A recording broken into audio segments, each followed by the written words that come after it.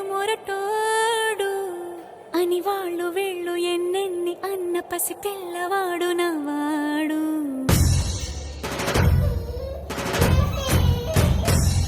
వీడు ముండోడు అని ఊరు వాడ అనుకున్న గాని మహారాజు నాకు నవ్వాడు.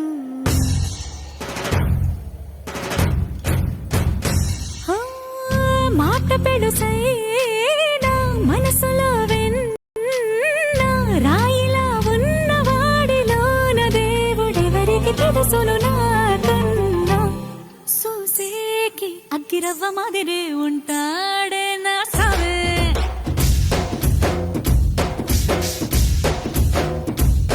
మెత్తాని పత్తి పువ్వుల మరేసంటాడే నా సావే.